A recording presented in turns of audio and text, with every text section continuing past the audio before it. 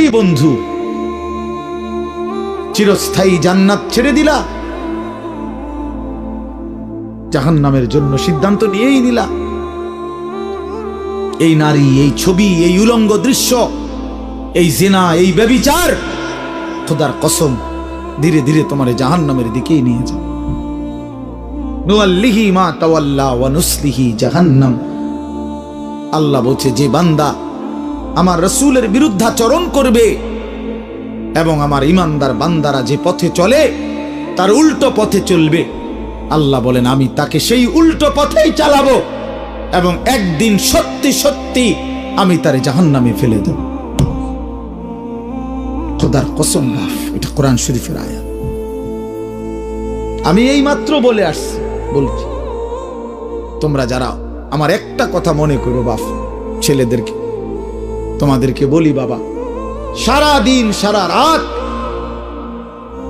মোবাইলে নারী দেখো, ছবি দেখো, নাচ গান, এক ওয়াক্ত নামাজ যারা পড়ো না, কোনোদিন যারা ফজরের নামাজ পড়ো না, হালাল হারামের কোনো পার্থক্য নাই, কিন্তু কেউ তোমারে ফিরায় না। তোমার মা, তোমার বাবা, তোমার পাড়া, তোমার মহল্লা, তোমার দেশবাসী, কেউ তোমার নিয়ে একটু ভাবে না, কেউ তোমার একটু ফিরায় না। একটা বার বলে না যে এই বাবা তুই কোন রাস্তায় যাচ্ছিস, কিরে তুই মুসলমানের ঘরে জন্ম নিয়ে এখন নষ্ট হয়ে যাচ্ছিস কেন? যাকে কেউ ফিরায় না, কেউ বলে না, কেন বাপ? একটা বার, একটা ছেলে শুধু তুমি আমার কথা ভাইবো যে কেউ তোমারে ডাকে না কেন? 365 দিনে, খোদার একটা বছরে কোনোদিন ফজরের নামাজ পড়লা না, অথচ কেউ তোমার একটু বলেও না কিরে বাবা তুই মুসলমানের ঘরে জন্ম নিয়ে ফজরের নামাজ পড়স না কেন? সারাদিন রাত তুমি মোবাইলের মধ্যে নারী নিয়ে, ছবি নিয়ে পড়ে থাকো, কিন্তু আপন মা বাবা, আত্মীয় স্বজন, পাড়া পড়োশি কেউ তোমারে ফিরাইবার জন্য একটু ডাকেও না, বলেও না। এমন হয়ে গেল কেন তোমার জীবনটা? কেউ তোমারে বাঁচাইতে চায় না কেন? মনে রাখো বাপ, মূল কারণ একটাই, তোমার উপরে আল্লাহর লানত পড়ছে, খোদার লানত, খোদার গজব পড়ছে তোর উপরে। এই জন্য আল্লাহর লানত পড়ে যার উপরে, তার থেকে গোটা সৃষ্টি মুখ ফিরায় নেয়। এটা মুখ ফিরায় নেয়, এটা জরুরি বিষয়, মুখ ফিরিয়ে নেয়। আমার মার বয়স এই মাত্র বললাম, আমার মা, আমি বললাম কিছুই বুঝে না, কিন্তু সেই মা আমার এখনো মনে আছে। একটা আশ্চর্য বিষয় হলো 75 বছরের কম হবে না আমার বয়স। মা আমার এখনো আমারে বলে, আমারে দেখলে বলে বা আমগরে বলে, আমার 44 বছর বয়স, আমার 4টা সন্তান আছে, আমি আজকে 21 বছরের চাইতে বেশি ওয়াজ মাহফিলে যাই, আলহামদুলিল্লাহ আল্লাহর দয়া। কিন্তু কসম আল্লাহ, মা এখনো আমারে বলে, ফুত নামাজ পড়ছুন, নামাজ পড়ছুন। আমারে সব সময় বলে, মা ফুত চাইও মানুষের, কত আনে মাহফিলে যাও, মানুষের লোকে চাইও টাকা পয়সা লইয়া, ঝামেলা করো না। কতবার যে কইছে এই কথা, এটা মা আমারে আমার জীবনে। কিরে বেটা, আমার 75 বছরের মা তো, আমি 44 বছরের ছেলে, আমি আমারে আজও ডাকে, তোরে কেন ডাকে না?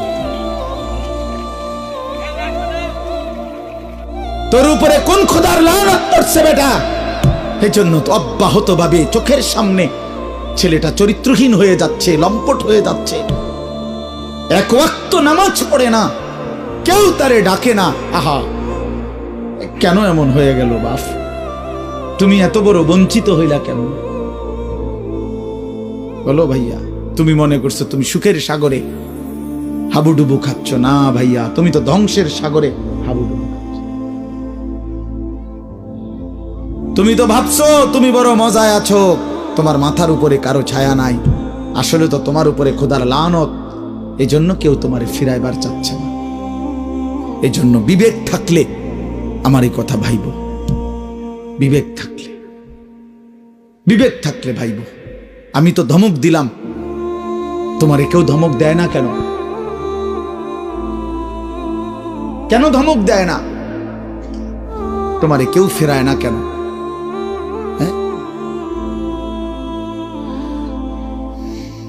এই জন্য দোস্ত, দয়া করে এটা ভাবা উচিত, আমরা ইনসাফের সাথে আমাদের এটা ভাবা উচিত। আমরা যদি এটা ভাবি, আমাদের জীবন সুন্দর হবে। এই কথাটাই আমি শুরু করছিলাম। আল কাইয়িসু মান দানা নাফসাহু, নবীজি বলছেন সে বুদ্ধিমান যে নিজের হিসাব করে, ও আমিলা লিমা বাদাল মাউত, এবং মৃত্যু পরবর্তীর জন্য আমল করে। সেভাবে আমি কে, আমারে কে বানাইলো, আমি আসলাম কোত্থেকে, কেন বানাইলো, আত্ম উপলব্ধি, নিজের বিবেক, নিজের জাগা, আসলে আমি কে, আমি মানুষ না জানোয়ার, এতটুকু বুঝ বুদ্ধি আকল দিমাগ যদি দোস্ত আমার না থাকে, তা আমি মানুষ হলাম কিভাবে, মুসলমান হলাম কিভাবে? মাসালুল লাযী ইয়াযকুরু রাব্বাহু ওয়াল্লাযী লা ইয়াযকুরু রাব্বাহু মাসালুল হাইয়্যি ওয়াল মাইয়্যিত। নবীজি বলছেন যে আল্লাহকে স্মরণ করে আর যে করে না, এই দুইজনের মধ্যে উদাহরণ হলো একজন জীবিত, একজন মৃত।